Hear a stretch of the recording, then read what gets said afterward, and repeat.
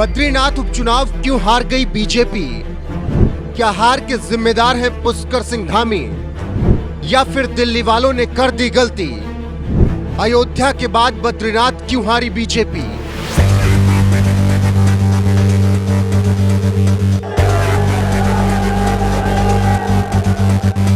अयोध्या में मिली करारी हार का गम क्या कम था कि बीजेपी को 2 महीने के अंदर ही एक और झटका लग गया और इस बार तो देवभूमि कहे जाने वाले उत्तराखंड की बद्रीनाथ सीट ही हार गई। इस हार के बाद से ही बीजेपी में हाहाकार मचा हुआ है, क्योंकि हिंदुत्व की राजनीति करने वाली बीजेपी को हिंदुओं के प्रभाव वाली बद्रीनाथ सीट पर करारी हार मिली।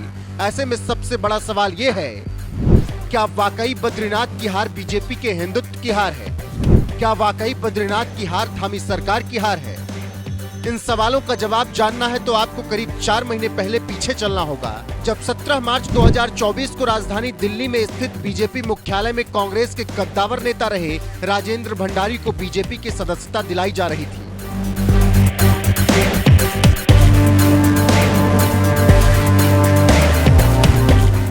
कांग्रेस के कद्दावर नेता रहे राजेंद्र भंडारी को पार्टी की सदस्यता दिलाने के लिए बीजेपी ने किस कदर हड़बड़ी दिखाई, ये इसी बात से समझ सकते हैं कि जिन कपड़ों में राजेंद्र भंडारी ने 17 मार्च को बीजेपी की सदस्यता ली और भाजपा कार्यालय में पीएम मोदी का गुणगान कर रहे थे, उसी कपड़े में ठीक 24 घंटे पहले राजेंद्र भंडारी उत्तराखंड में बीजेपी को कोस रहे थे।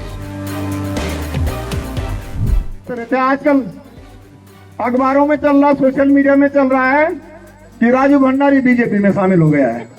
कोई कह रहा हो गया है, कोई कह रहा होने वाला है, कोई कह रहा वो भी हो रहा है, उसकी पत्नी भी हो रही है। पहले पत्नी जाएगी फिर राजू भंडारी जाएगा, ये चलता रहता है। अफवाहें हम नेता हैं और हम नेताओं के खिलाफ ऐसी अफवाहें चलती रहती है, परंतु हम आज आप लोगों को वफादारी से बताना देना चाहते हैं, जब तक हम लोग हैं, हम राजनीति में हैं, हम इस कांग्रेस पार्टी का दामन थाम करके काम करेंगे। और तुम लोगों को भी इनके बातों का करारा जवाब देना चाहिए। सोशल मीडिया पे वो लोग हमारे खिलाफ तरह तरह की बातें लिखते रहते हैं और हमारा आदमी नीचे से जो है हल्का से कमेंट्स लिखता है। अरे ईंट का जवाब पत्थर से दो ना, तुम नहीं दे सकते ईंट का जवाब पत्थर से। जो कार्रवाई होगी तो उनके खिलाफ भी होगी, हमारे खिलाफ भी होगी, परंतु इसका मतलब ये थोड़ी कि वो कुछ भी बोलते हैं और तुम्हारे लिए जो है कुछ भी करने के लिए तुम डर जाएंगे, यार हमारा क्या हो। अरे हमारा क्या हो रहा है? हम भी तो मोदी जी के खिलाफ बोल रहे हैं, हम भी तो सरकार के खिलाफ बोल रहे हैं, हम भी तो धामी जी के खिलाफ बोल रहे हैं। कौन सा ऐसा चीज है जिस दिन हम खिलाफत नहीं करते हैं, बगावत नहीं करते हैं? आदरणीय प्रधानमंत्री नरेंद्र मोदी जी के यशस्वी नेतृत्व एवं उनकी गरीब कल्याण नीतियों में काफी प्रभावित हूँ। उनके नेतृत्व में पूरे देश में विकास की विरल यात्रा चल रही है। आदरणीय प्रधानमंत्री जी ने विकसित उत्तराखंड और 2047 तक विकसित भारत का जो लक्ष्य रखा है, उसमें मैं अपना संपूर्ण योगदान देना चाहता हूं। मैं आदरणीय प्रधानमंत्री श्री नरेंद्र मोदी जी के नेतृत्व में ये समय उत्तराखंड का है, ये सभी भारत की सदी है। इसलिए मैंने एक समर्पित कार्यकर्ता के रूप में भारतीय जनता पार्टी में शामिल होने का निर्णय लिया है और मैं आज इस परिवार में विधिवत शामिल हुआ हूँ। मैं आदरणीय राष्ट्रीय अध्यक्ष श्री जगत प्रसाद नड्डा जी का हृदय से आभारी हूँ कि उन्होंने देश के विकास के प्रति समर्पित इस भाजपा परिवार में शामिल कर मुझे राष्ट्र सेवा का अवसर देने का मौका दिया। मैं केंद्रीय मंत्री आदरणीय अमित शाह जी का भी बहुत आभारी हूं कि मुझे इस परिवार में शामिल होकर देवभूमि उत्तराखंड का और देश की सेवा का अवसर प्रदान किया। मैं पार्टी को विश्वास दिलाता हूं कि मैं उत्तराखंड के विकास के लिए, राष्ट्र के कल्याण के लिए और जन जन की सेवा के लिए समर्पित भाव से काम करूंगा।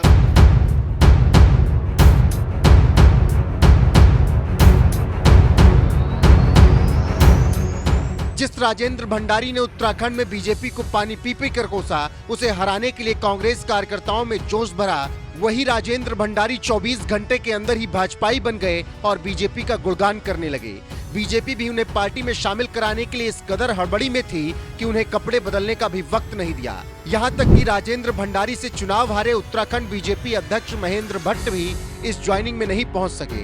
इसी बात से समझ सकते हैं कि किस तरह से राजेंद्र भंडारी की बीजेपी में हवाई ज्वाइनिंग कराई गई। और यकीन मानिए, बद्रीनाथ उपचुनाव में यही बीजेपी की सबसे बड़ी गलती साबित हो गई। क्योंकि जिस राजेंद्र भंडारी के खिलाफ बीजेपी ने सड़क पर मोर्चा खोला, जिस राजेंद्र भंडारी के खिलाफ सरकार हाईकोर्ट में लड़ाई लड़ रही थी, जिस राजेंद्र भंडारी के खिलाफ बीजेपी का एक एक कार्यकर्ता सड़क पर उतरकर विरोध कर रहा था, वही कांग्रेसी राजेंद्र भंडारी दिल्ली में बीजेपी की सदस्यता लेते नजर आए, जिससे संगठन से लेकर सरकार तक हर कोई जहां सन्न रह गया, तो वहीं बद्रीनाथ की जनता में भी इसका गलत संदेश गया। क्योंकि साल 2022 के विधानसभा चुनाव में तत्कालीन कांग्रेस नेता राजेंद्र भंडारी को जिताने वाली बद्रीनाथ की जनता को इस बात की बिल्कुल उम्मीद नहीं थी कि 2 साल के अंदर ही वो कांग्रेसी से भाजपाई हो जाएंगे और फिर बीजेपी के टिकट पर चुनाव भी लड़ेंगे। यही वजह है कि राजेंद्र भंडारी के बीजेपी में शामिल होने के बाद जब बद्रीनाथ विधानसभा सीट पर उपचुनाव हुआ तो यहाँ की जनता ने उन्हें हराकर बीजेपी के साथ साथ राजेंद्र भंडारी को भी संदेश दे दिया कि बद्रीनाथ की जनता दल बदलवों को बिल्कुल स्वीकार नहीं करेगी।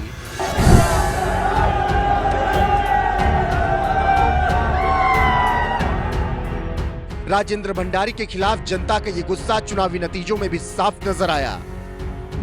कांग्रेस उम्मीदवार लखपत सिंह बुटोला को 28,161 वोट मिले, बीजेपी उम्मीदवार राजेंद्र सिंह भंडारी को 22,937 वोट मिले। इस तरह से कांग्रेसी बटोला 5,224 वोटों से चुनाव जीत गए।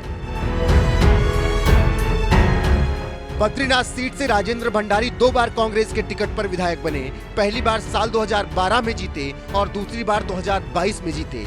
2 बार जीत के बाद राजेंद्र भंडारी को लगने लगा कि वो किसी भी पार्टी में रहें, बद्रीनाथ की जनता उन्हें जिता देगी। यही भ्रम बीजेपी को भी था, इसीलिए राजेंद्र भंडारी को बीजेपी में शामिल कराया गया। लेकिन राजेंद्र भंडारी और बीजेपी दोनों ही बद्रीनाथ की जनता का गुस्सा भांपने में नाकाम रहे, जिसका असर ये हुआ कि जिस बीजेपी ने 4 जून को ही गढ़वाल लोकसभा सीट पर भारी जीत दर्ज की थी, वही बीजेपी गढ़वाल लोकसभा क्षेत्र में आने वाली बद्रीनाथ सीट हार गई।